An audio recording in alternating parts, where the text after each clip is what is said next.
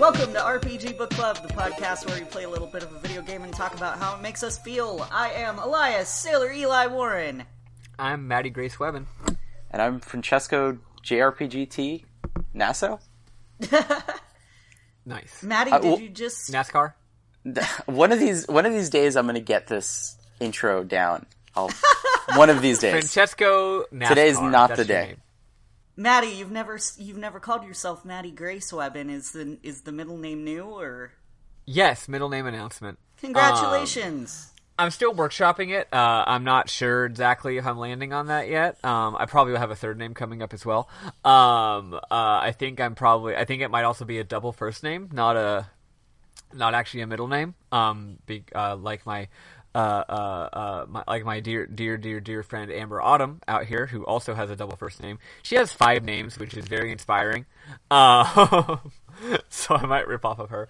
Yeah, I don't know. I'm figuring it out. So yeah, you heard it here first, folks. Nice. Awesome. Do you think it's going to become Tales of Grace's F by a few episodes in? Maddie of Grace's F. That's good. That's good. Yes. Once if we ever play that game, I will make sure to make a pun of that nature. Thank you. Of course. Great. Anyway. So yeah, today we're playing Chapter 3 of Phoenix Wright Ace Attorney, Turnabout Samurai. Before we get into that, though, how was everybody's week? I'm fucking awesome. I'll go first, I guess. Thank God. I'm so glad to hear that. Yeah, so last week I told you I was coming off of a straight month of crises, and then I was heading straight into yet another crisis. I guess that crisis is still technically happening. It has to do with my employment and I'm sort of on a probationary sort of period at work. But I had a meeting with my boss to discuss it, and we're just like, hey, this is what's happening. Here's how we're going to work through it. So it's good.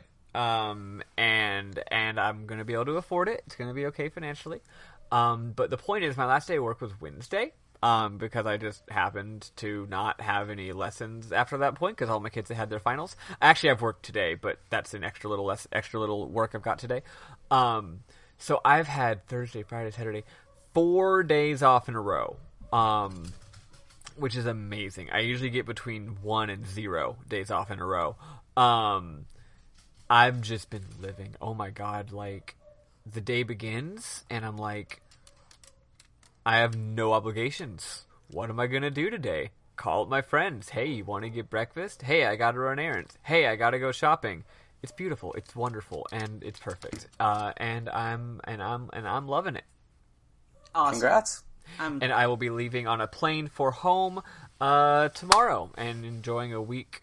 Well, 4 days or so with my family, and then some days in Austin. When I say enjoy, it's actually going to be very difficult emotionally, but I will also enjoy being lazy and being on a couch and having eggnog, even if the emotions are difficult. So yeah, I'm that's me. I'm fucking killing it. What about you, Eli? I'm doing all right. I just had my last week of work before the new year, and tonight I'm doing my charity stream. Yes. Obviously this will release after I've done my charity stream, so Yep. Which is a shame, but that's how it is. So. Yeah, but I'm really excited because of having the podcast, and now I can announce it in our Discord. Oh and shit! Yes. Fucking get you people involved. Because that's what it's all about, right? Not raising money for charity. It's about getting us more fans and furthering your career. Yes, exactly. I'm really excited. I haven't raised that much money yet. I need to advertise it more just so that I can try to. Yeah, I'll share that shit on my social medias. Please do. Please do. Yeah, I only have a goal of $100. I have 30 so far. So if anyone was thinking of getting me Christmas gifts, I hope that they instead get me a donation to my Extra Life, because I would much prefer that. I don't really need shit. I would rather people just donate to charity. But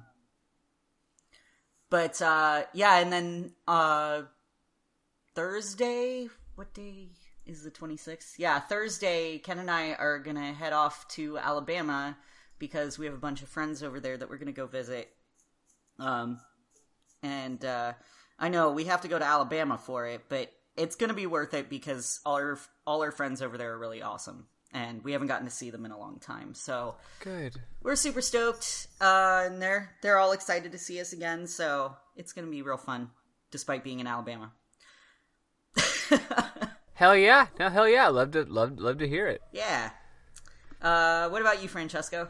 Yeah, what's your deal? Yeah, no, so I'm in good shape. I actually just finished up work for the remainder of the year, so excited about that. Just enjoying a nice little week and a half of break.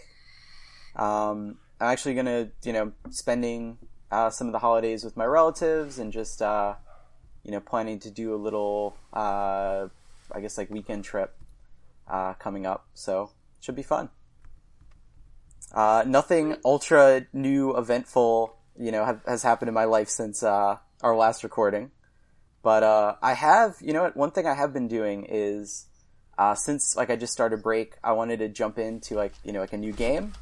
And I heard that you were playing Hollow Knight this, Yes. Later today on your stream.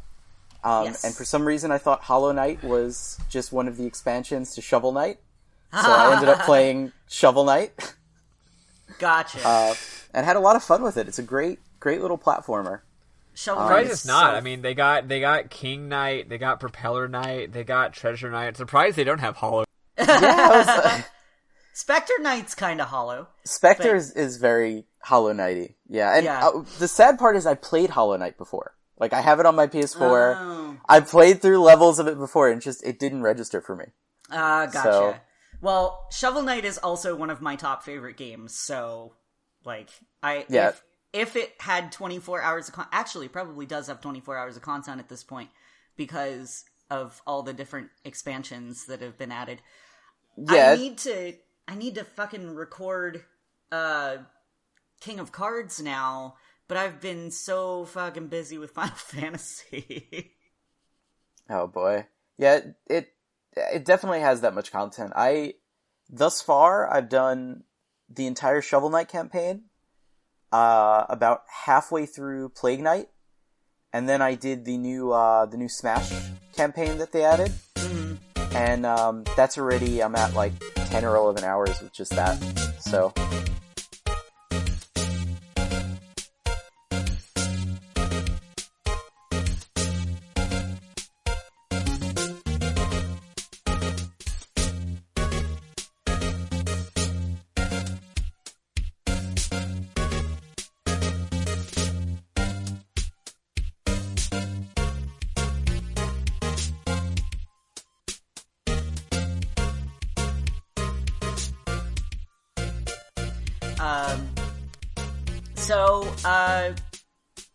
We get a call from Maya to tell us that this guy named Will Powers, who is the actor playing a guy named the Steel Samurai, has been arrested for murder. They have a little bit of banter beforehand about who the Steel Samurai is, that it's this children's show. It's kind of like a Sentai show. Yeah. I'm hearing Phoenix Wright in the background there. Yeah, I accidentally played for a second there. It's gone now. I have a video in the background because I was using it to get some memorable moments. Gotcha. So the victim was this guy named Jack Hammer. He played the evil magistrate, and he was found with the samurai spear that was used by the Steel Samurai in his body. So Powers is calling to request Phoenix represent him in court. I'm having a moment right now because I've played this case 3 or 4 times, and this is the first time I got that Jackhammer. The pun was Jackhammer. Yeah, I'm so embarrassed to admit that I also did not realize that before. Maybe I did and then just forgot, but no, I think that when I played this last, maybe they always just call him Mr. Hammer or something. Because I'm a ding dong. I'm just as much of a ding dong as you. I mean, all the names are some sort of pun. So Yeah, that one was really on the nose, though. I'm I cannot believe I did not see that earlier. So they head over to meet with Global Studios, and they get confronted by this really angry security lady who we find out is named Wendy Oldbag. I love her. She is amazing. Yeah, I think they end up going to it kind of starts like the case format of, okay, let's go to Global Studios because that's where the murder happened. Yeah. And let's go investigate. And Oldbag is the first person. She's like the security guard who watches after the studio. Yeah, unlike the previous case, this case does not just shockingly happen to us. Right. It's not like the last case where it's like, oh, we're investigating the murder scene. Why? Because we just stumbled upon the fucking murder. It's like, no, this is more normal. We're investigating because we were hired. Yeah, you visit Will Powers. He says, all right, I agree to let you be my attorney and represent me. And then that's what kicks off you going to the studio to go investigate and figure out what actually happened. Yes. So, but we're not allowed back into the employee area because, Dick Gumshoe said no. So, of course. Thanks, Dick. So we actually run into Gumshoe there, and he was apparently given a decisive piece of evidence against Will Powers by Oldbag. There was also a path that was blocked off because of strong winds to one of the studios. And Oldbag again tells us, like, no, we're not allowed to go look. But we could go into the employee area at that point. So we head over there and look around, and we meet someone named Penny Nichols. She's a stagehand. Pause. Son of a bitch. Willpower. Now I get it. Oh my god. I was just like, will powers, like, I guess will and power are similar concepts. They both mean strength of emotion, will and power. And I was like, oh wait, no, it's just the word willpower. God damn it. Okay, yep. Sorry, go on. These are extremely on the nose. I was going to say they're incredibly esoteric. I mean, I never would have thought of any of this. So, you two are pretty, Penny Nichols. I mean, what's the connection there? I don't know. I don't see it at all. It's hard to figure out. Maybe. Well, Penny could be a reference to the famous Beatles song Penny Lane, whereas Nichols is obviously Jack Nicholson, and perhaps at one point in the past, Jack Nicholson has visited Penny Lane, perhaps in an old movie of some sort. Thus the reference. Right, of course. That's obviously the right explanation. I actually need to look into it. I wonder if they localized it for other countries that don't have pennies or nickels as currency denominations. Oh, who knows? Well, I mean, what the hell was her name in Japanese? Like, did she have that same name in Japanese? Or yeah, or was it even? Maybe, perhaps it was. Names currency? in other languages. Her Japanese name is Yumiko Mamiya, which is I don't know. It's just, just words, just names. Gotcha. Anywho, we meet Penny Nichols, and who is Penny Nichols again? She's Penny Nichols in German, Spanish, and Italian. She is a stagehand who works on the show.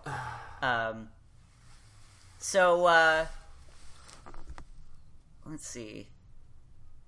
Yeah, so she leaves, and then Maya and Phoenix look at a security computer, and then printed out the quote-unquote decisive evidence, which is a photo of the Steel Samurai heading over to the studio.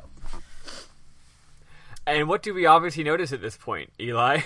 Well, what is the extremely obvious thing that anybody should be thinking if they're being a reasonable brain haver? That this is some guy in a costume. Yeah. Who knows who's in there? Yeah, you right? can't fucking tell. Yeah. The reason I prompted that is because those who are just listening and not playing the game, I think maybe we should make sure we draw them along our thought process, right? Like anybody playing this would reasonably be like, oh right, someone else could be in that costume.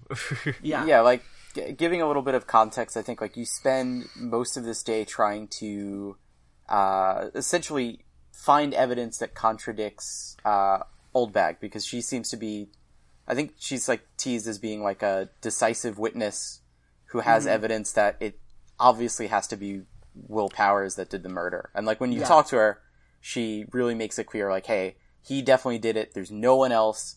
It can't possibly be anyone else. So once you get that picture, and that's what she says is her, like, that is how she knows it has to be Will Powers, because obviously who else would wear, you know, the Steel Samurai costume but Will Powers? I mean, obviously no one would fit in that.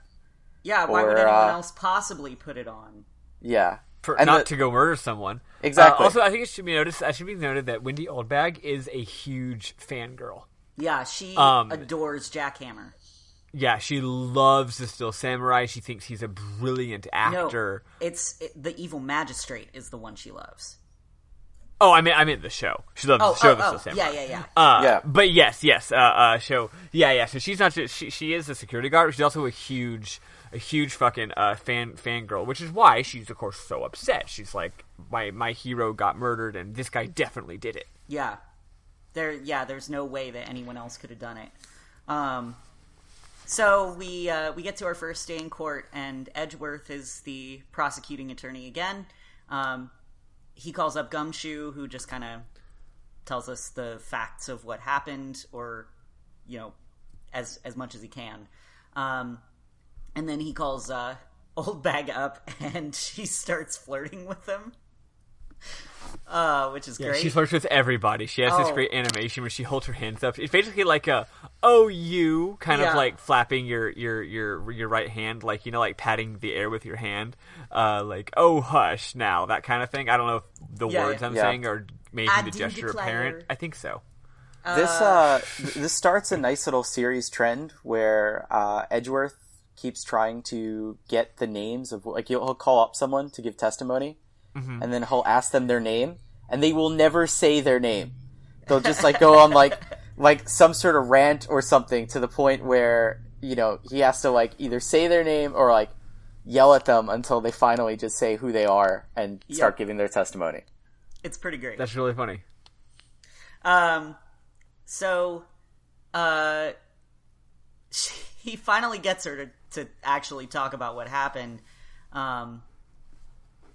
And she said that, you know, only Will Powers had gone by through her security station, and Wright shows her the picture and says, you know, it doesn't mean that the person in the costume is Will Powers. So she explains, like, the person in the costume is dragging their leg, and Powers had actually sprained his ankle earlier, as well as broken the samurai spear when they were practicing, when they were rehearsing.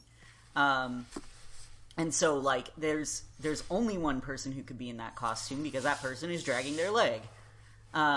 Which, again, not really true. Anyone can pretend to drag their leg around. Yeah. It's almost like, why would someone do that if they wanted to murder someone? I don't know. Maybe they wanted to murder someone and also explicitly wanted to frame Will Powers. Yeah. Yeah. The other, I guess, piece of evidence in this is just that there was only one person who was in that studio that particular day.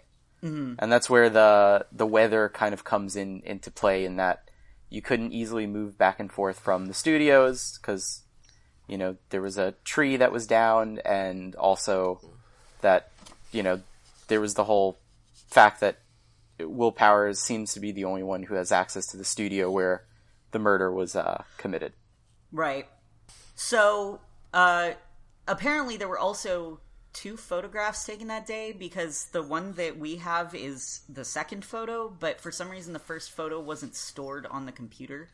And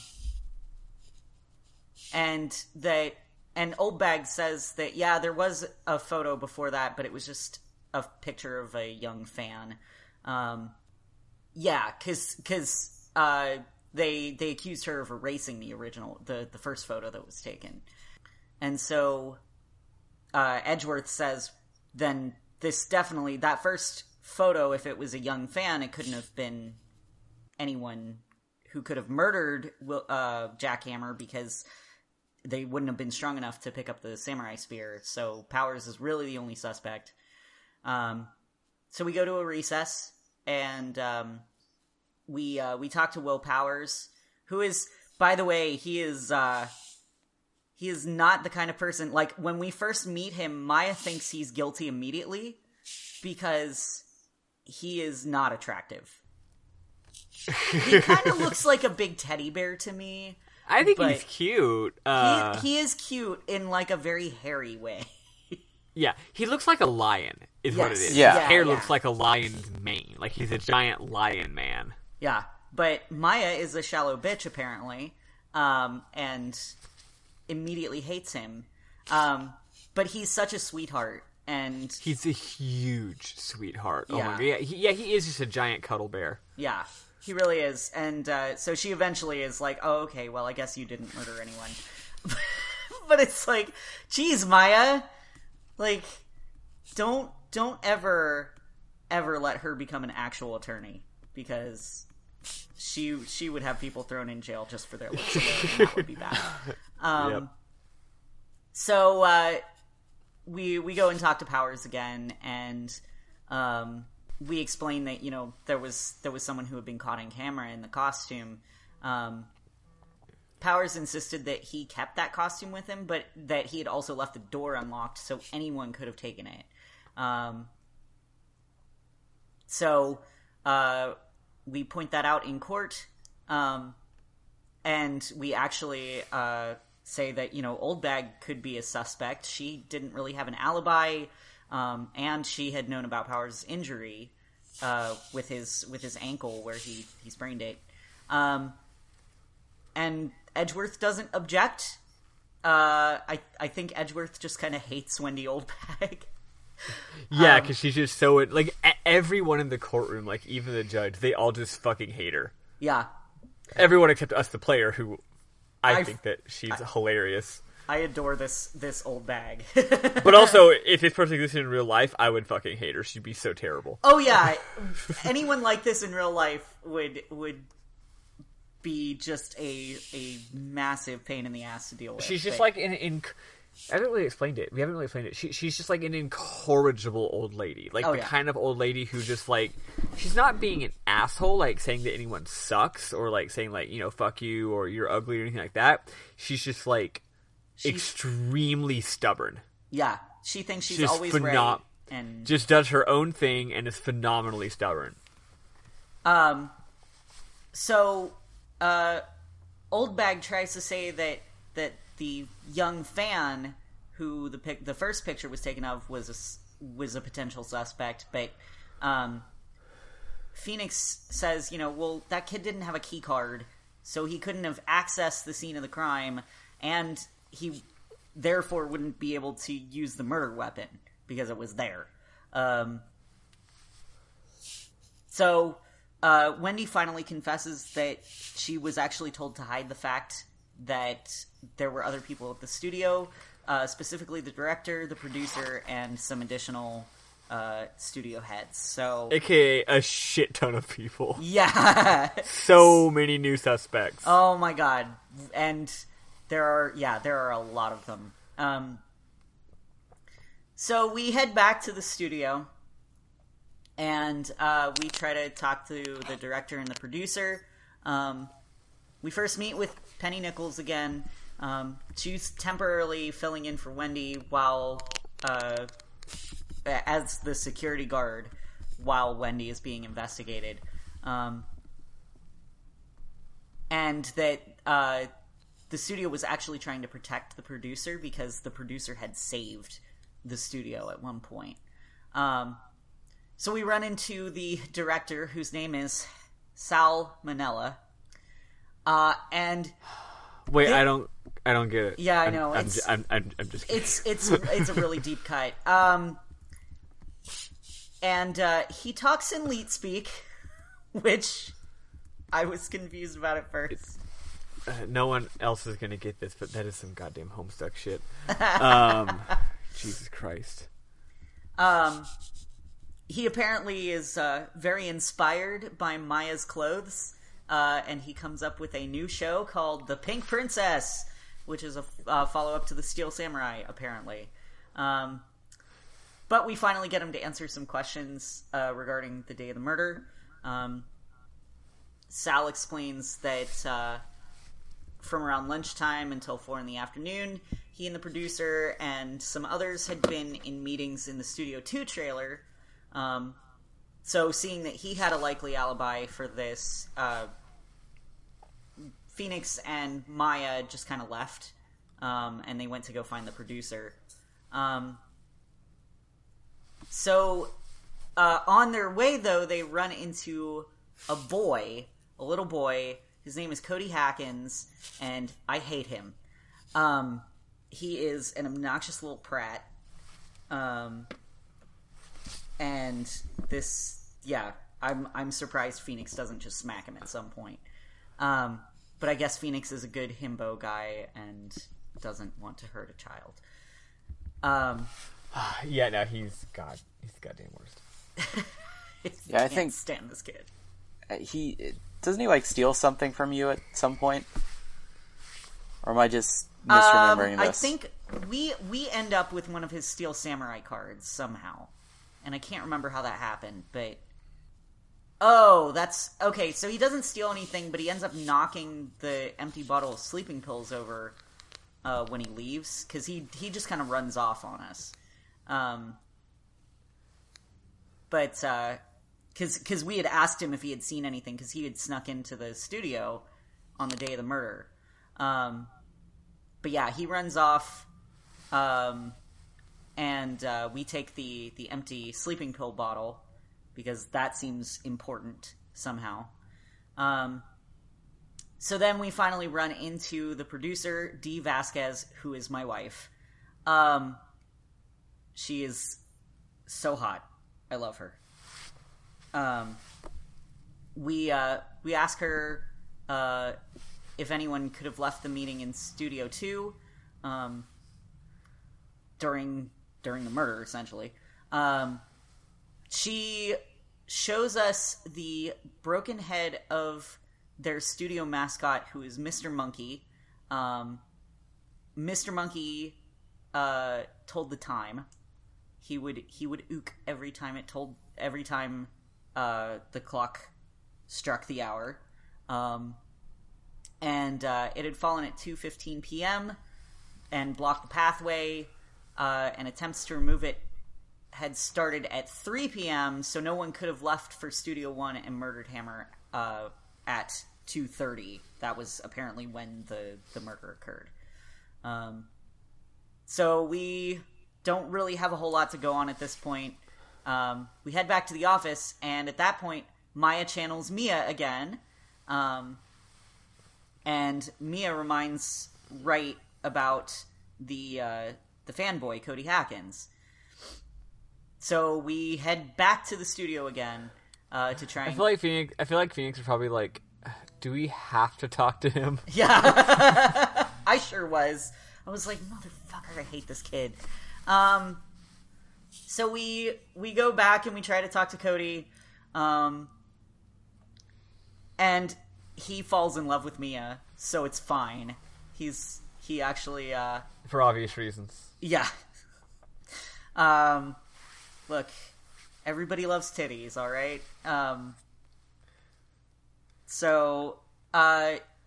He gives her a copy of his scrapbook that he's kept, because he takes pictures or screenshots, I guess, but they're pictures of all the Steel Samurai's victories, because he is a massive Steel Samurai fan. He's got the collectible cards, and he just is super into it. I mean, he snuck into the fucking studio.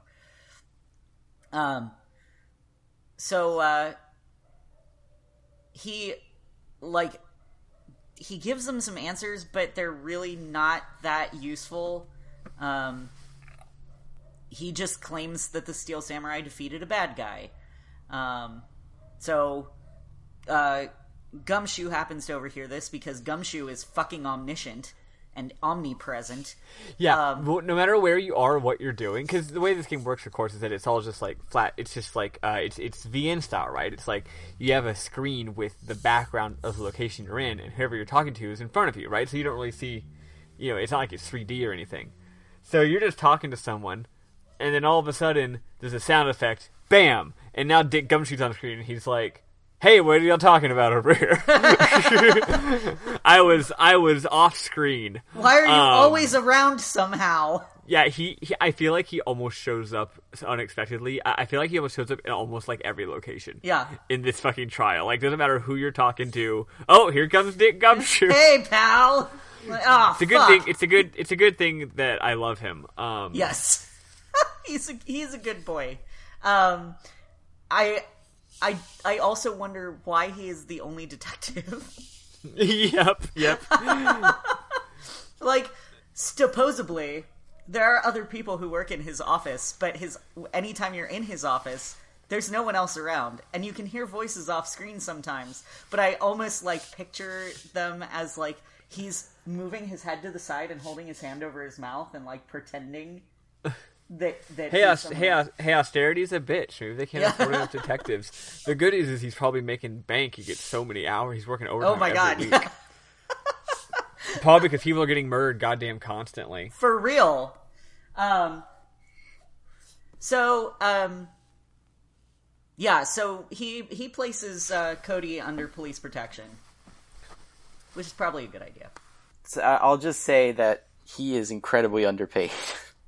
Yeah. they actually they make jokes about it because Edgeworth controls his it doesn't really make sense. For some reason, Edgeworth controls his salary, even though he seems like he works as part of the police force in some capacity. He's the police's prosecuting attorney or something like that.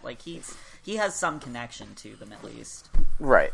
So what ends up happening is Edgeworth will deduct his pay every time that Gumshoe screws up, which is every time. And so which is how you know that Edgeworth is the bad guy. Because he uses pay in order to, he uses the fear of pay cuts to control somebody, which is, for the record, one of the most evil things you can do. Yeah, it's actually somewhat sad because you'll have Gumshoe who'll say something to the effect of, wait, that was supposed to be the money that I would be able to use to afford ramen this month. Just severe, crippling levels of poverty. Yeah. Actually, it's interesting. Money and salary and being broke is actually a very, very recurring theme in this story, because Phoenix Wright's the same way. Phoenix Wright's always I think at the beginning of this chapter, he's we opened Phoenix Wright law offices a month ago and we haven't had a case, or maybe business has been slow, and of course attorneys are highly paid, but not if you only get one case a month. Right? But so Phoenix is always talking about how he's broke. Gumshoe's always talking about how he's broke. That's in later games, other characters are talking about how they're broke. You know what? Very relatable. Very relatable. Not just that I'm broke and they're broke, but I mean I was gonna say, and Edgeworth has his custom Ferrari that is modified to have the exact shade of, purple as his suit, or maroon, or that red color. Yep. So, what I was gonna say is, what's relatable isn't just he's broke and I'm broke. What's relatable is that everyone's broke. Because that's the thing about being a millennial. It's not that I'm broke. It's that I'm not it's every person I know is as broke as I am. That's just a millennial experience, I feel like. So yeah, it's fun being this is taking place in Japan, and it's a totally different culture than America, and yet it does feel like it's the same shit. Yep. Yeah. Anyway. So, let's see. Okay, so we call, at the next day of court, we call Salmonella to the stand. And we talked to him about whether or not anyone at Studio 2 was involved. Let's see. So Manella explained that after they had the action run through, he went to Studio 2 for a meeting, and did not leave his seat for the entire time. We ask Sal who ate at the table outside of the trailer, because there was a table out there where some people ate lunch. So he says that he and D. Vasquez, the producer, had a break and had T-bone steaks for lunch out there. We press for more details, but we don't quite imply that someone left the studio to kill Hammer. And Edgeworth makes sure to bring up the fact that Mr. Monkey's head, although he calls him Mrs. Monkey, Mrs. Monkey's head was blocking the studio entrance, so there wouldn't have been any way for anyone to get through. So then we have a short recess, and then we call Cody Hackins up. He has his camera with him. I think that's... At first I thought it was because, like, they can't change the art, or they just didn't bother to change the art, but no, he's actually got his camera, which he's not supposed to have. But he was only willing to testify if he was allowed to bring the camera with him, because this kid is an obnoxious, impossible child. Yeah, God, so many annoying kid, annoying old lady. Everyone, like, it's like, y'all know there was a murder, right? Yeah. Like, y'all know this is serious, right? And they're just like fucking around. Yep. God. Yeah. Well, I mean, this is the universe that they live in, I suppose. Yeah. It's just every court is a kangaroo court. So okay, so yeah, and Cody even mentions, like, he carries it everywhere, but it's a new camera, so he's still trying to get used to it. So he explains that yes, he snuck into the studio that day and found the Steel Samurai in battle, but he didn't actually have his camera with him. But we are like, but you always have your camera with you. Why would you not have your camera with you? That doesn't make sense. It's literally part of your character art. Yeah, how can you ever not have it with you? It's permanently embedded in your .jpeg file. You try to throw it away and you can't. Yeah, it is attached to your hands. And Edgeworth actually gets on our case for being mean to a child, which is like, first off, this kid's obnoxious. Secondly, he's in court. But yeah, we're like, nobody should be lying in court, regardless of whether they're a child or not. So then, Cody testifies again, and he explains he had been, watching the Steel Samurais fight, up to the point where the opponent stopped moving. So we asked for the details of the fight, and Cody's just like, and he did a samurai slap, and he did a samurai kick, and it's not very helpful, and didn't really tell us about the killing blow, you know, like, how was this guy killed?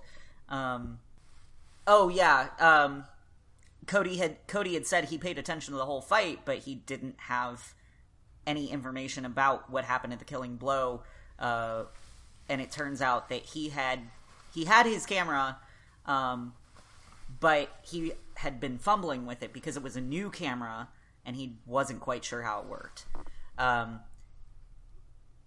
And yeah, he was about to get a picture of it, he says, but he couldn't get the lens off in time, or the lens didn't open in time. He couldn't get the lens cap off. But we don't believe him. And we're like, why did you erase the photo that you took? And Cody kind of stumbles over that. And because he's got this Path of Glory scrapbook where the Steel Samurai has all his victories. And why would you not have a picture of that? And as it turned out, the reason was because Cody actually watched the Steel Samurai lose the fight, and he was in denial about it. Cody bursts into tears, and yes, he is correct that the Steel Samurai lost this fight, which was just heartbreaking to him because the Steel Samurai always wins. Never meet your heroes, kids. Let's see.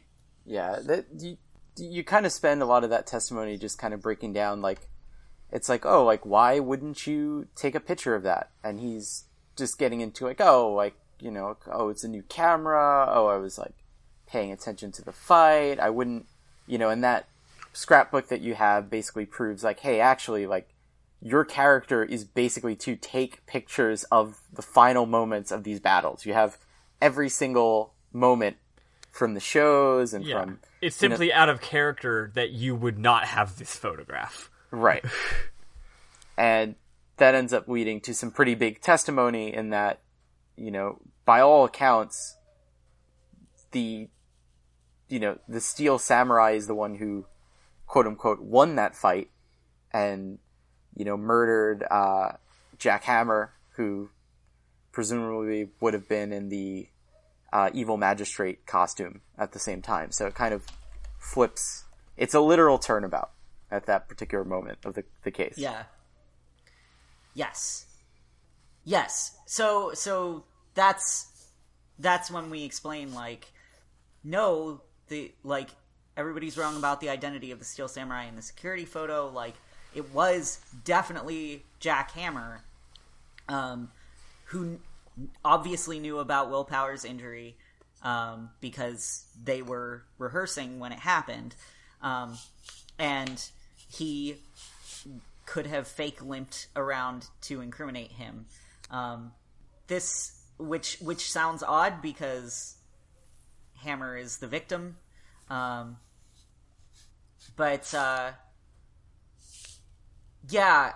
Cody even mentions that the Steel Samurai was moving strangely because, like, Cody knows fucking everything about the Steel Samurai to the extent that if someone else is in the costume, he can tell by the way they're moving.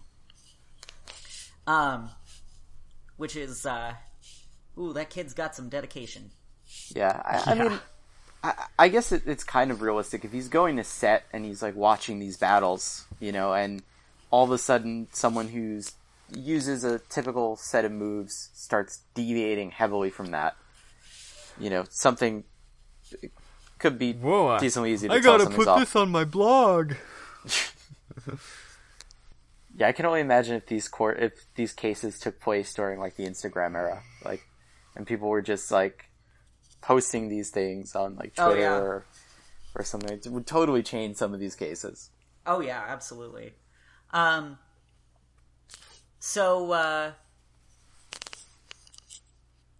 see. Yeah, I think, like, at this point we pretty much start to think that, well, we know Will Powers is not, the person who committed the murder. Mm-hmm. We start to suspect that Jack Hammer might have actually had something to do with it. Yeah. Even though he ends up being, like, murdered in the end. So now you're trying to, I guess, like, internally as Phoenix figure out, okay, what did he do? Why did he do it? Yeah, and it's like the villain, even though he's the victim, he seems like he's weirdly suspicious. Yeah. He did something. We don't know what that something is. Yeah, something weird was going on, aside from him getting murdered, yeah. So, and Cody actually did save a photo from that day that he gives to us, and it was a photo taken at the gate of Studio 2, meaning that the murder actually took place there and not at Studio 1 where the body was found. So this is a pretty significant revelation because it means that somebody done moved that body. And it also means that Dee Vasquez and Sal Manella, the producer and director, were at the scene of the crime. They were the only ones with access to it because of the fallen Mr. Monkeyhead. Edgeworth points out that this still doesn't really explain the theory of Hammer stealing the Steel Samurai costume, and ask for proof of that. So we pull out the bottle of sleeping pills. We don't have absolute proof, but we think that Jack Hammer actually drugged Will Powers so that he could steal it, because Will also explained he kept his door unlocked. So we get that checked for fingerprints, and then the trial gets extended another day. Yep, because of course, once again, everything has just exploded. Yeah. Yep. So we go back to the office, and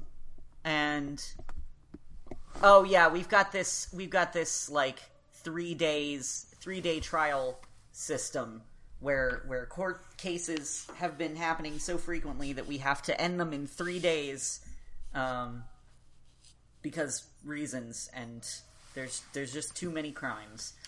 There's too many crimes, so they got to move them all through the system really fast. Yeah. So it's just like, 3 days, that's it. So kind of just an artificial way of extending the length of enhancing the tension by saying, "Oh no, this is our last day. We got to make sure we solve it." Yeah. So we go back to speak with Will Powers again to learn more about Vasquez, Manila, and Hammer. Apparently, Vasquez had appeared at Global Studios about 5 years ago, after Hammer had after he had fallen from stardom. Like, he had been a star in his own right, and then he ended up getting cast as this evil magistrate role, which was like, Wendy talks about this at some point, and I don't know if it's later or what, but he had just been some incredible actor who was very beloved, and then he got roped into this role for the Steel Samurai, and Sal had actually just been like a straight to video director until he met Dee. I don't want to know what he was directing. I don't either. Straight to video. Nope, not at all. He's gross, and I hate him. So we head back to Global Studios to get information from Detective Gumshoe. We get Will Powers' plate from lunch on the day of the murder. I'm sorry, we already had it. It was confirmed that it contained traces of sleeping pills. We saw it earlier, but we didn't know the significance of it. And yes. Then once this whole thing about that he was potentially that Will Powers potentially received sleeping pills, which caused him to pass out and not, remember, like, see or be active for any part of the murder. We then go and find, get that particular plate tested to see if it actually contains any of the, any evidence that sleeping pills were added to that plate. Mm-hmm. Yeah, so, we did find Jack Hammer's fingerprints on the sleeping pill bottle, so that confirmed our theory. So we go meet with Penny Nichols, and she tells us that the Steel Samurai is actually being canceled, which Maya is super sad about. The studio is actually not going to do any children's shows anymore. We show Cody's album to Penny, and say that, the studio shouldn't stop making children's shows, because that's gonna be really disappointing to people like Cody. Which, why do we care? I don't know. I hate that kid. So she tells us then about the incident finally that happened 5 years ago when Dee Vasquez showed up. It turns out Jack Hammer was working on a movie, but during the shooting, he accidentally pushed another actor off of a railing, and the guy got skewered on a fence, and it killed him. So, and Dee Vasquez was there. She kept the accident silent, but she has been using it to blackmail and control Hammer for the last 5 years. So then we head over to Wendy Oldbag. Excuse me.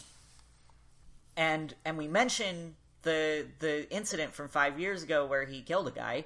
And Oldbag immediately starts defending Hammer. We also mention about Hammer stealing the Steel Samurai costume. And we show her the plate that had the sleeping pill remnants on it. So finally, Wendy is like, all right, I give up. Let me tell you more about what happened with the accident and with Vasquez.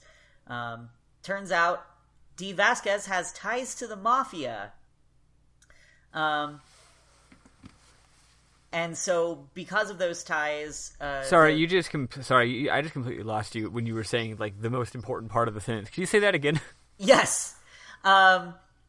So, Wendy explains more about the situation and that Dee Vasquez actually has ties to the mafia. Yeah, okay. I thought that's where we were at. Yep, and we'll find that true very soon. Yeah.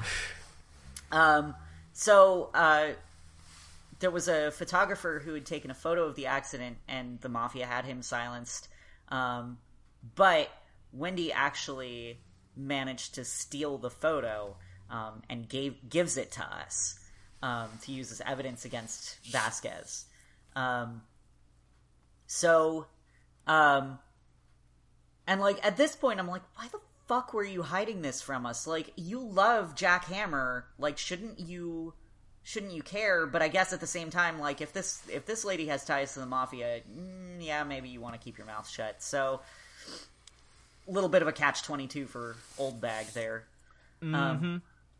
So, we head to the studio to confront Vasquez, which immediately seemed like a bad idea to me. We're just gonna go poke the mafia with a stick, just sort of rustle that beehive. It'll be fine, I'm sure. I mean, it's we already went after Red White and like presented proof that Red White killed a guy or killed a girl directly to the guy who was bribing everybody. God. Hey, this guy has dirt on everyone and controls everything. Let's just go and tell him that he killed someone. I'm sure it'll be fine. Yeah. So, Phoenix Wright is peak himbo. Just runs headlong into danger. Yeah.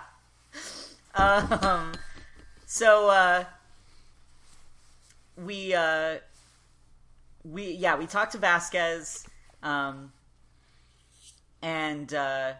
that like she had just reduced Hammer, who was this brilliant actor, into working on children's shows, and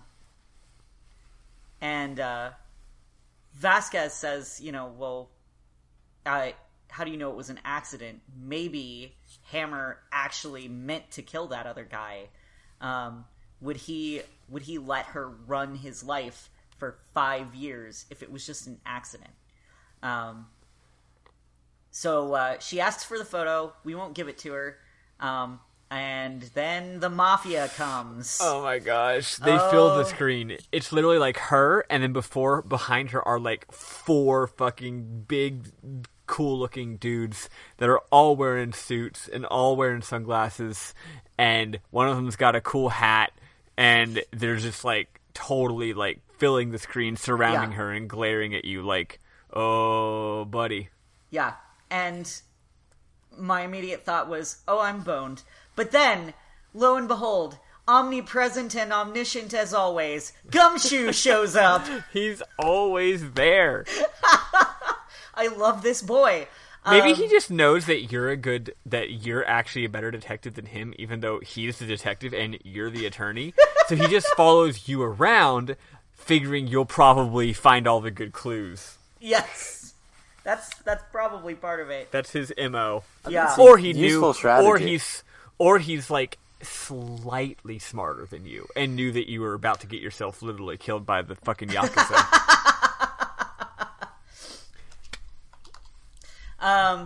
So, alright, where was I? Oh yeah, so, Gumshoe, murders. I was gonna say Gumshoe murders Vasquez, but no, he arrests her.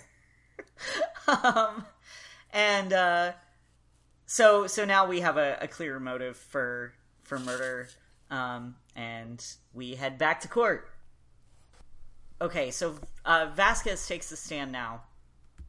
She explains that they were in Studio 2 that day for a meeting, which had stopped at 2:30 for a 15-minute break. She and Sal had T-bone steaks and driven the van to get to Studio 1. Phoenix actually mentions that there were no bones left on the plate at the studio, and claiming the witness hadn't eaten steak but had thrown it into an incinerator.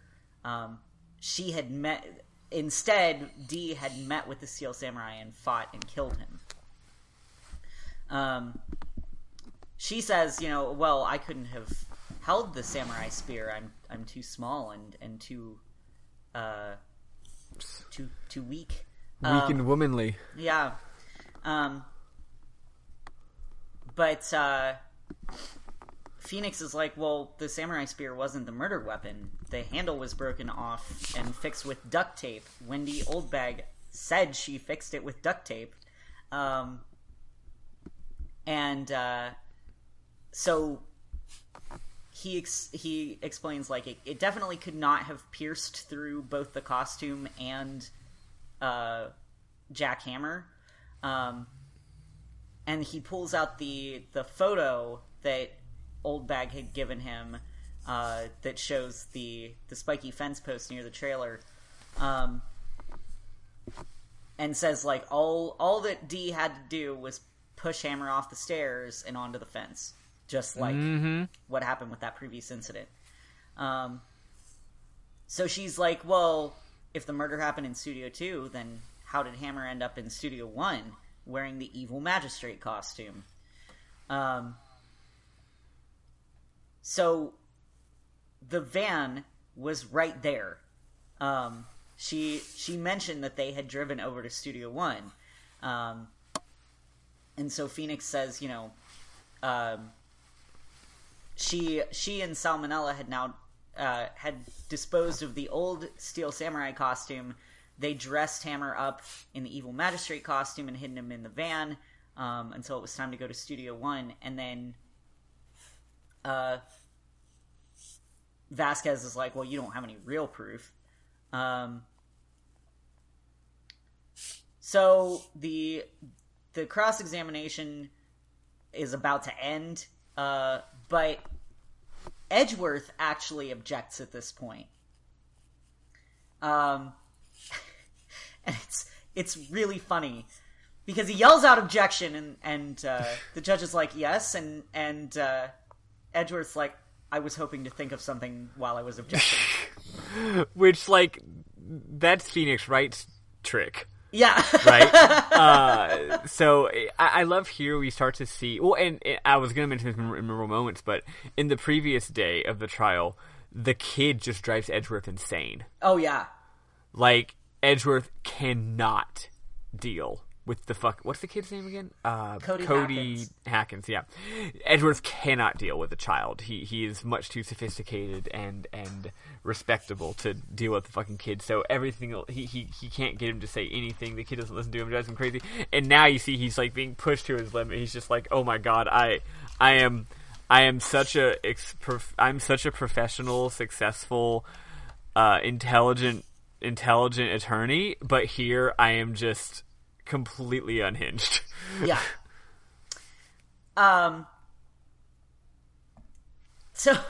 So the judge is like, all right, well, if you don't actually have an objection, and he yells objection again, and he says that he wants to hear Vasquez testify again. He wants to hear her testimony one more time.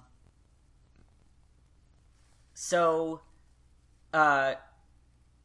Phoenix and Maya are like, well, maybe Edgeworth actually realizes that she is the murderer.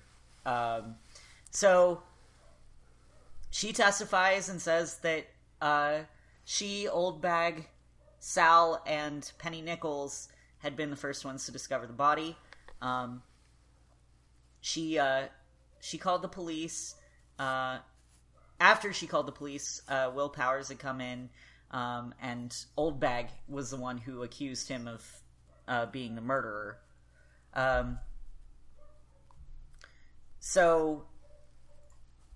Okay, so yeah, Vasquez... Sorry, for some reason words just stopped making sense for a second.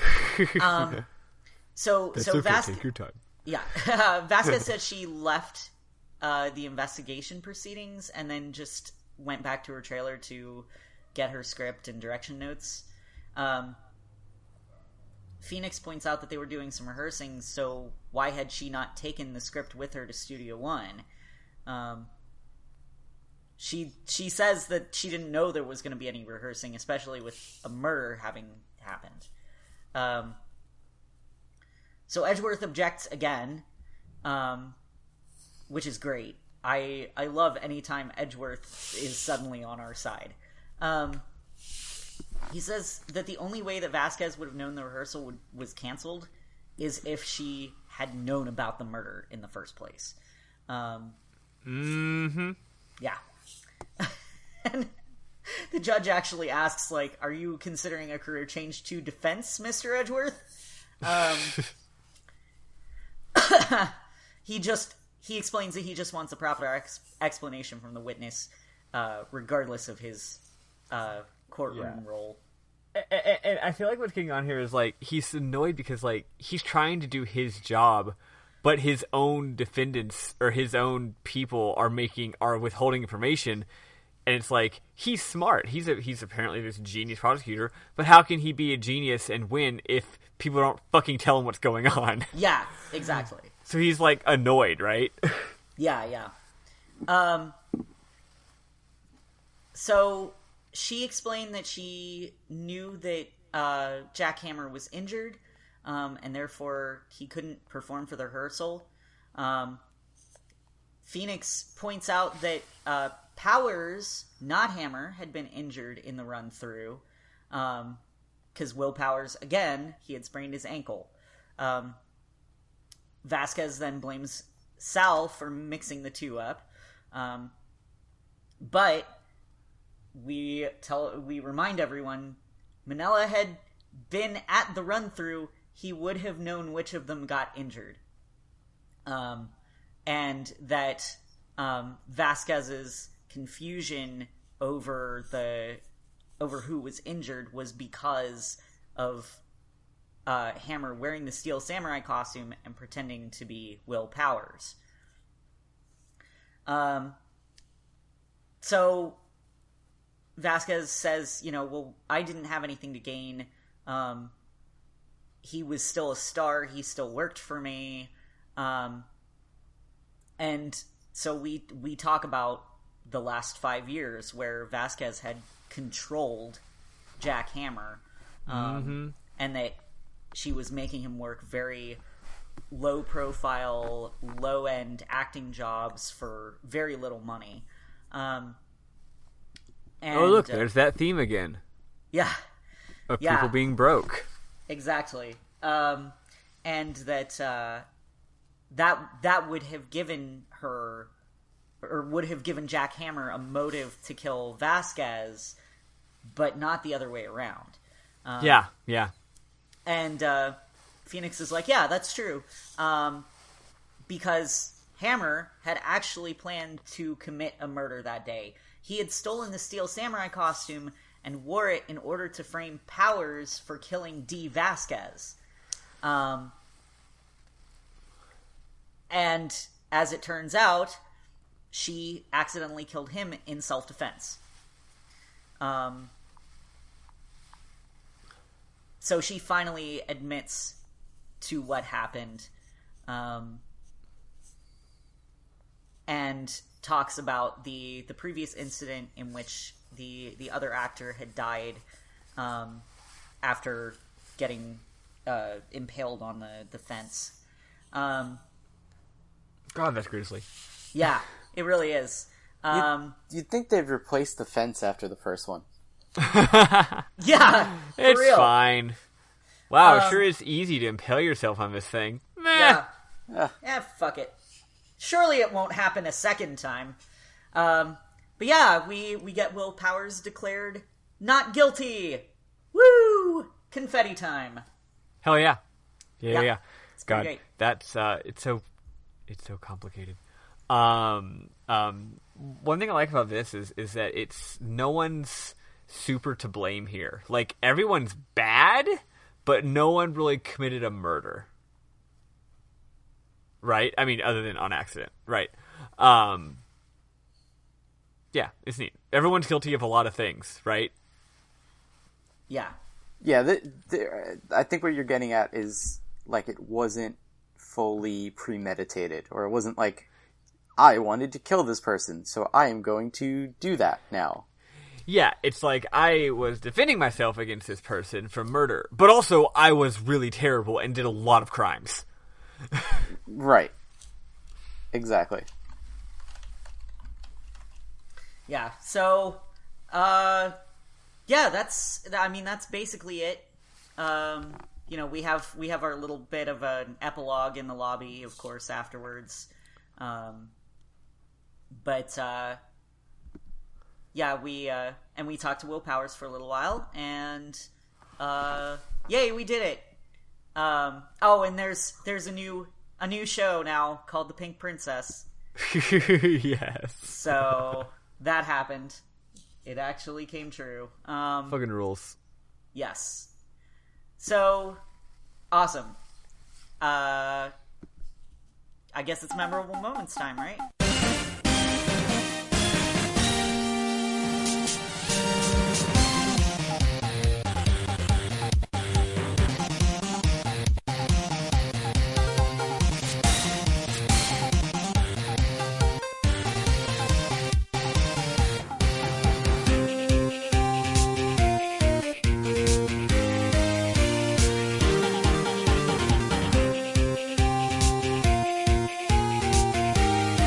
Yeah. I just got a few, so I'll do mine. Oh wait, stop it! Ah, my computer, help! Okay, we're good. Whew, it's all fine. Let me open these up. Let me open up these images. I just love Wendy Oldbag. I love everything that she does and says. I think she's fucking hilarious. One of my favorite tropes in all of media is when someone's really annoying, but what's funny is not that they're annoying, because they are annoying, but when the other characters are being annoyed. That's one reason why, against all reason, I really love Jar Jar Binks. It's not that Jar Jar Binks is funny, it's that Qui-Gon Jinn is funny when he's being annoyed by Jar Jar Binks, right? The straight man getting annoyed by the goofy man is like, David Spade, Chris Farley, right? So yeah, the fact that Wendy Oldbag drives everyone insane is great.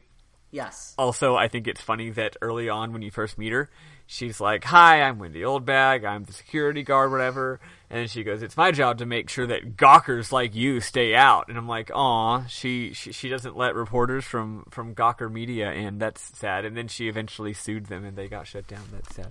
They should unionize. Let's see.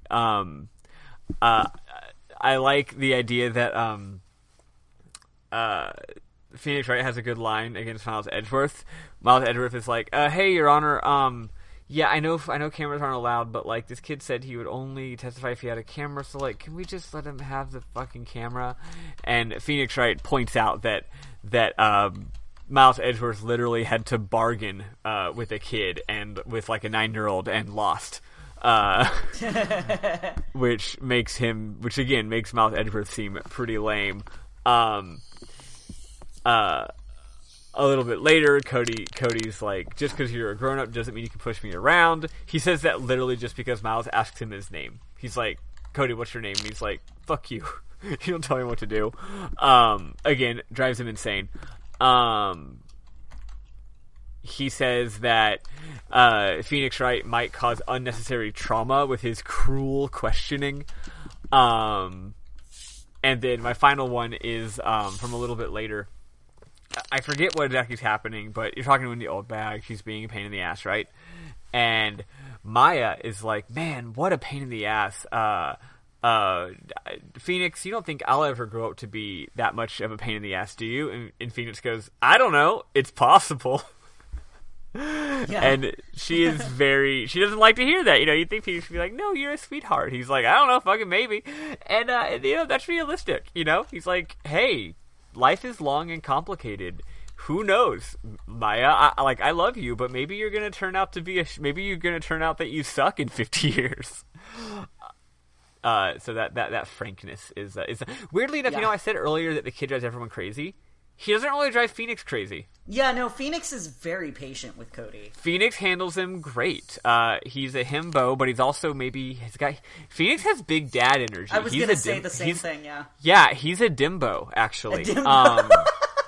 Yeah, he's got big dimbo energy. He would be a great father if he ever was one. Yeah, he's just endlessly patient with these fucking kids. And he even, he talks to them on their level, I didn't get any screenshots of this, sadly, but there are times when he's just like, oh, tell me more about this, That's what you gotta do with a kid, If a kid's like, guess what I saw on TV last night, you'd have to be like, wow, that's amazing. Tell me more about that. That's crazy, because you're validating their feelings, right?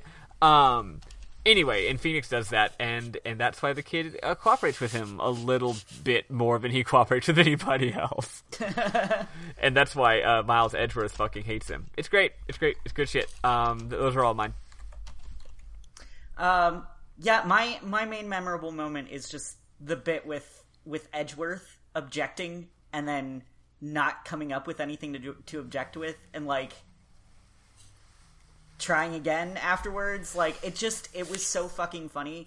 It really humanizes him. Yeah, it does. Because he just seems like this stuck-up, kind of insufferable asshole for a while. But it's clear at this point that he really cares, and he really wants to find the truth. He doesn't just want to put someone behind bars.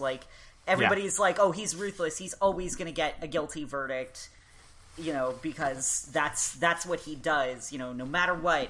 But it's very clear at this point that no, he's not just out to get a guilty verdict. He's out to get the correct verdict. And he doesn't fabricate any evidence this time around. Does he? No, he does not. Yeah, he doesn't. And also that is getting at, and I'm sure Francesca, I'm sure you will back this up. One of the themes of a series that, if you play all the games, you see really comes up, is the idea that even though the prosecutor seems like your enemy, really the defense attorney and the prosecutor they're working against each other, but they're also a team. And if both sides give it their all, you'll find the truth, right? And that's why, prosecuting evidence I think goes against that, but that's why Edgeworth always gives it his all, because if he doesn't try it's like if you're playing a game or a sport against someone, and if they cheat, you're not mad because they won, you're mad because you didn't get to have a fun time playing the game, right? Or if someone isn't you ever play a game against someone who isn't putting their full effort into it, they're just kind of lackadaisical, and you're like, come on, I want a worthy opponent, right? But yeah, Edgeworth just wants the truth. Now, he does go hard and always thinks that his guy's guilty, but I think that you could say that any case he takes on, he's already really sure that their person's guilty. That's why he takes the case on to begin with, right? But once he realizes that he's wrong, he's like, oh shit, I am wrong about this. We need to find the truth. I love Miles Edgeworth. He's a wonderful character. Right. Yeah, and in the series, there'll be other prosecuting attorneys as well, and we've already met one of them, for the first case when we had good old Winston Payne. Yeah. So what you'll tend to notice is that some of those prosecuting attorneys are very about just, I need to prove my point that the person is guilty, and I will do whatever it takes to get a guilty verdict. Whereas, specifically for like this instance, for this case in particular, you know, you get some of those vibes from Edgeworth, but, you know, towards the end of the case, it very much seems like even if he doesn't get the verdict that he's out for, he's sort of looking for the truth, and he wants to find out, you know, exactly. And that's what makes him kind of a challenging prosecutor to go against, because you're not going to have an obvious lie that was made up on the spot that you can then just debunk later down the line. You know, he's going to look after the truth, whether it helps you or harms him. And that could be just as dangerous from the perspective of proving your overall case. You know what's cool? It's cool how much they characterize this character so richly, despite the fact that you never, like, you don't, like, talk to him or hang out with him outside the courtroom.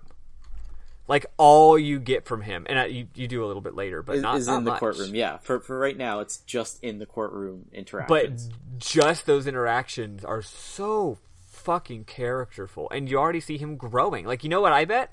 They don't explain this, they don't say this, but it makes sense. You know what I bet his inciting incident that caused him to start changing was? Y'all can probably guess.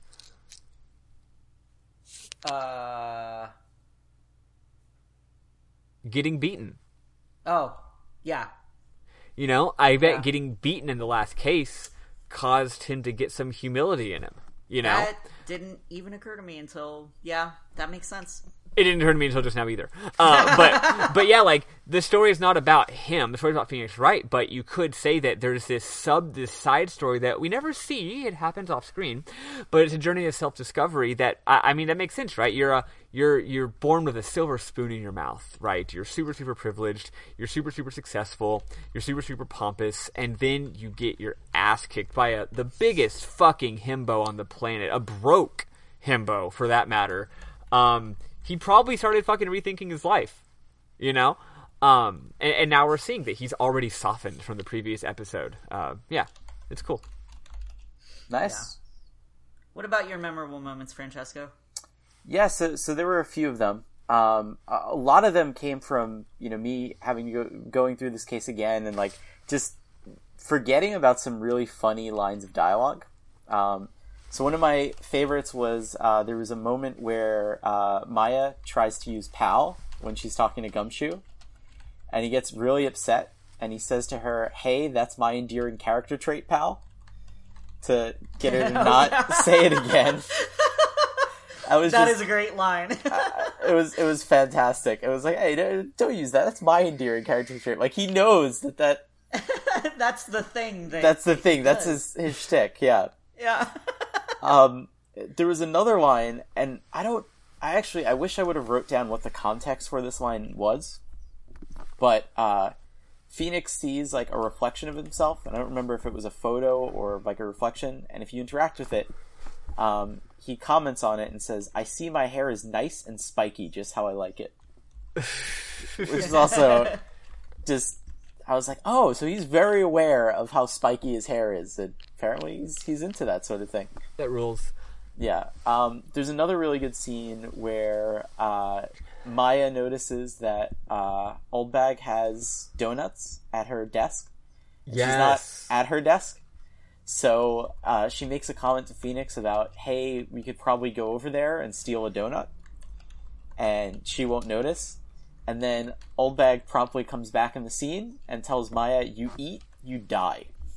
Which, in, like, her most, like, serious face that we get for, like, I don't think we see that animation, you know, again until, like, the whole part where you accuse her of murder. Like, it's very serious, like, yeah, you're not going to take the donuts.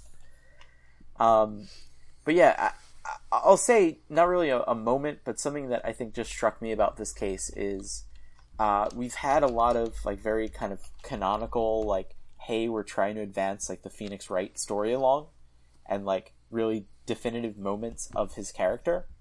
This is the first case that kind of, I think, deviates from that, where it feels like there's something, like, it's different from the other cases. Like, it feels more of, like, an episode in a show or, like, an anime or something. Yeah, it's just a case. It's just a case. It's just a case. And there are some important things that'll come up in the next two cases, but they're relatively minor in comparison to what we've seen before in case 1 or 2. So, you know, it was an interesting case, and we're about to get to one of my favorite cases in the series overall. One thing important to remember is that the case we're about to do, or the case we're going to be doing next week, was the original end of the game. Yep. Which might feel that's a little bit unsatisfying, like it's not really a complete feeling game. Yeah, that's why they added another case. But yeah, so it's like we had the intro, the prologue, the dramatic origin story, a kind of low-key filler case, and now we're at the ending. But again, not really the ending. We have 5 more episodes of this goddamn game, because this next case is 2 episodes, the one after that is 3.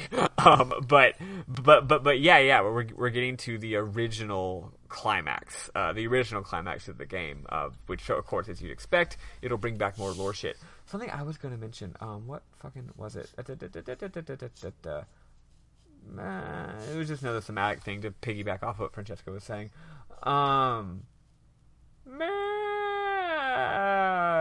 Never mind. We'll stop recording, and then you'll get it, and then be annoyed. Of fucking course, obviously. Well, cool. So next week we're only playing half of Chapter 4. Is that correct? Right. So we gotta figure this shit out because it's gonna be a little bit tough. So let's just take a look real fast. The next one is called Turnabout Goodbyes. So let's find it out. Turnabout Goodbyes. Let me think for just a second about what would be a good place, because I basically remember. Well, I mean, I guess. Obviously, Francesco knows this game better than I do, but let's see, what would be a good place to stop? You know, I'm excited about the idea of stopping a case halfway through, because we're going to get to, like, talk predictions and stuff. Which we weren't able to do this time around. I think somewhere in day 2 would probably be a good point to end it. What I don't remember is if it's investigation trial or if it starts straight at trial. I know what we're gonna do. Give me just a second. Yeah, go for it. What I mean is, I have to look this up, but I do know what we're gonna be doing. I'm going to go to YouTube and look at this playlist of long plays to see if, you know, maybe the third trial is so long and dramatic and turnabouty that it's way longer than the previous days of the trial, right? Thus would make sense to make that a good stopping point. And also it probably will be. Yeah, I'm guessing, like, if it's like, oh, here we go. Let's see. So we've got. How do I expand this? How do I show, like, all of the playlist to, like, really show more of it to make it like that? It's not working. So we got day 1 investigation, day 2 trial, and then day 2 investigation, and then day 3 trial, and then day 3 investigation, and then day 4 trial. So it's the same. Oh, wait, nope. Yes, okay, day 4 trial is quite long. So yeah, that makes sense. It's extremely long. I'm thinking stop after day 2 or day. They call it, so the trials are actually on days 2, 3, and 4, but whatever. The point is, stop after trial 2. Okay. Obviously, we're on the second day of 3 of trials, and there's going to be a big twist at the end, and then they're going to say, we got to delay the trial another day. Let's go do some more investigation. Bada bing, save game. Easy peasy. That way we can do our predictions, blah, blah, blah, blah, blah. And then I think doing our predictions before we investigate makes more sense, because then we have less to go on. Because after you do all the investigation, it's like, oh, well, now we figured it out, right? Yeah. I mean, maybe we wouldn't figure it out because we're dumb, but you know what I mean. Cool. Well, so I think that does it for the week. If you like what you hear, you can check us out on. Oh, you know what? I forgot to plug our. Oh wait, hold on. I remember the thing I was going to say. Oh, and I'm glad I remembered it, because it's not just a memorable moment; it's advice. One thing y'all should try doing is you can show your inventory items to characters when you're investigating, and a lot of the time they'll just be like, why are you showing me this? It's like a canned response, like, why are you showing me this? But you sometimes will get funny reactions, but you will almost always get a unique reaction if you show them your attorney badge. So, like, if you want to, you can show your attorney badge to, like, everybody. And it might not always be funny or weird, but it's something you can just try doing, right?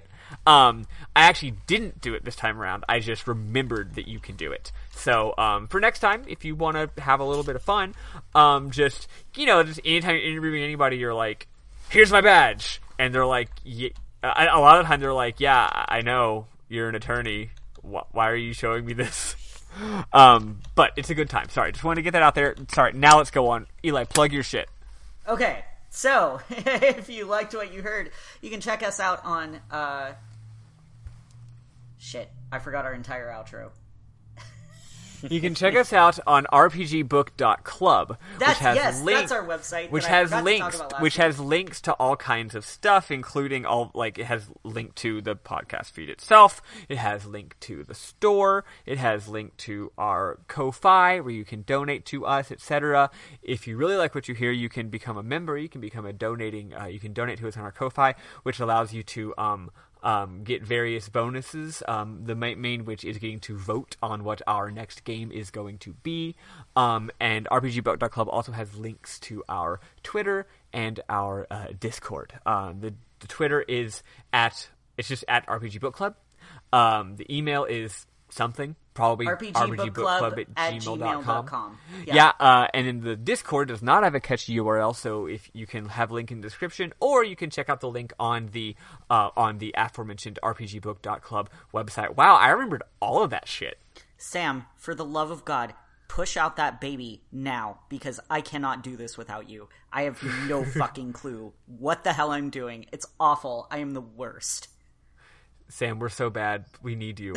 You're our only hope. You're our strength. You are our rock. We can't even. How dare you have a baby? I know. Anyway. Leaving us here, abandoning us. You're supposed to be our dad. You're supposed to bring balance to the Force, not leave it in darkness. Cool. Well, I guess that'll wrap it up.